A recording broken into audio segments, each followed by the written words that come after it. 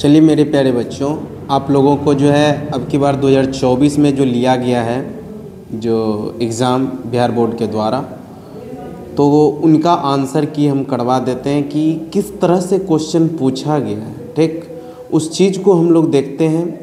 और अब की बार की अगर बात किया जाए तो पूरा एनसीईआरटी से क्वेश्चन को लाइन बाय लाइन से उठाया है।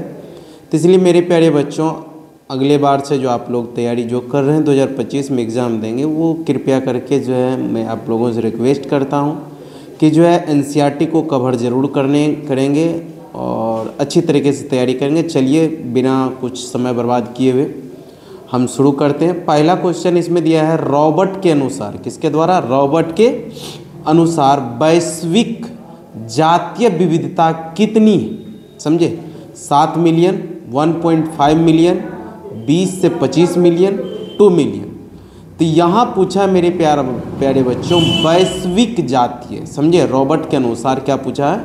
वैश्विक जातीय। चलिए आप लोगों को दिखाते एनसीईआरटी की किस लाइन से उठाया गया है क्वेश्चन।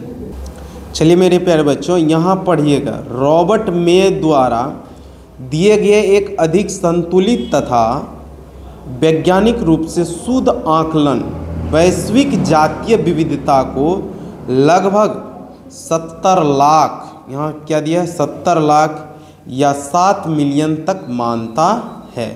तो आंसर इसमें क्या होगा मेरे प्यारे बच्चों? 7 मिलियन। तो इसका आंसर क्या मारेंगे हम लोग? 7 मिलियन। समझे। चलिए अगला क्वेश्चन आप लोगों के स्क्रीन पर आएगा, नज़र को गड़ाए रखिएगा, अपना आंसर मिला लीजिएगा जो बच्चे जो मारे हैं।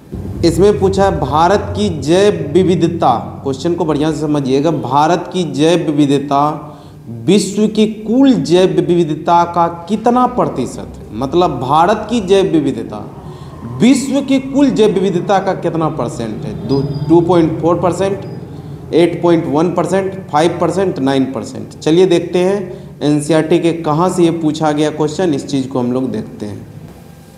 यहाँ से पढ़िएगा मेरे प्यारे बच्चों, क्या करा? यद्यपि भारत का भूमि क्षेत्र विश्व का केवल 2.5%, मतलब क्या कर, भारत का भूमि क्षेत्र जो है विश्व का क्या है?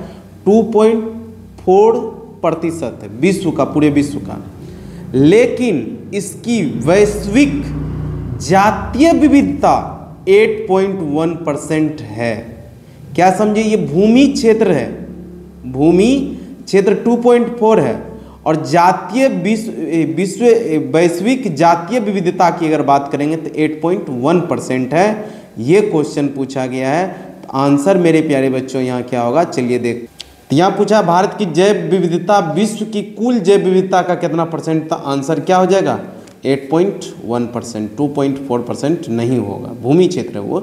समझे। तो आंसर क्या हो जाएगा? B number. चलिए अगले क्वेश्चन को देखते हैं हम लोग। चलिए मेरे प्यारे बच्चों, आप लोगों को एक क्वेश्चन ये जो है कह रहा, विक्टोरिया झील की सिचलिड मछलियों के 200 से अधिक जातियों के विलोपन का कारण क्या था? समझे। तो इसमें दिया है सह विलुप्तता, विदेशी जातियों का आक्रमण, अति दोहन, आवासीय क्षति। तो आप लोगों को ये लग रहा होगा सर ये कौन सा चैप्टर का क्वेश्चन है? तो चलिए आप लोगों को चैप्टर का भी नाम दिखा देते हैं और कहाँ से पूछा गया वो भी दिखा देते हैं एनसीईआरटी में। ये चैप्टर है जैव विविधता एवं संरक्षण। समझे। इस चैप्टर से ये क्वेश्चन पूछा गया है। समझे। और कहाँ से क्वेश्चन पूछा गया, यहाँ देखिए पेज नंबर आप लोग का एनसीईआरटी का है 291। यहाँ आके देख लीजिएगा मेरे प्यारे बच्चों, इसमें दिया है विदेशी जातियों का आक्रमण। समझे। इसमें क्या होता है, जब बाहरी जातियों अनजानी या जानबूझकर किसी उद्देश्य से एक क्षेत्र में लाई जाती है तो उनमें आक्रमण होकर स्थानिक जातियों में कमी उनकी विलुप्तता का कारण बन जाती है। जैसे जब नील नदी की मछली नाइल पर्च की पूर्वी अफ्रीका की विक्टोरिया झील में डाला गया। कहाँ डाला गया? विक्टोरिया झील में। तब झील में रहने वाले पारिस्थितिक रूप से बेजोड़ सिचलिड मछलियों की 200 से अधिक जातियों क्या हो गई? विलुप्त हो गई। तो बाबू इसमें किसका होगा? विदेशी जातियों का आक्रमण आंसर होगा। तो आंसर इसमें क्या हो जाएगा? विदेशी जातियों का आक्रमण। तो मेरे प्यारे बच्चों, ऊपर से जो 3 क्वेश्चन आप देखे हैं ये तीनों का तीनों आप लोगों को जैव विविधता संरक्षण से क्वेश्चन पूछा गया है। देखिए मेरे प्यारे बच्चों, इसमें पूछा निम्नलिखित में कौन विश्वव्यापी उष्णता का कारण नहीं है। क्वेश्चन कह रहा है which of the following is not of reason global warming. जीवाश्म का ईंधन का प्रयोग, ग्लोबल वार्मिंग, ये क्या है कि कौन नहीं है, कारण नहीं पूछ रहा है ना। जीवाश्म ईंधन जलाएंगे तो ग्लोबल वार्मिंग होगा ही। डिफॉरेस्टेशन मतलब क्या, वन की कटाई करेंगे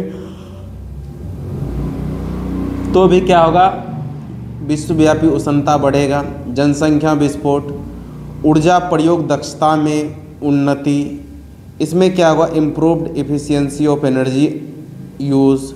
अब देखिए चलते हैं ये कहाँ से पूछा गया है, उस चीज़ को देखते हैं हम लोग। देखिए ये पर्यावरण के मुद्दे चैप्टर से क्वेश्चन पूछा गया है। यहाँ देखिए वनोन्मूलन है ना, जिसको हम लोग डिफॉरेस्टेशन कहते हैं। वन प्रदेश का वन रहित क्षेत्रों में रूपांतरण करना डिफॉरेस्टेशन कहा जाता है। समझे, ये क्या करते हैं डिफॉरेस्टेशन में, ये किस प्रकार से क्या है, चलिए इस चीज़ को हम लोग देखते हैं।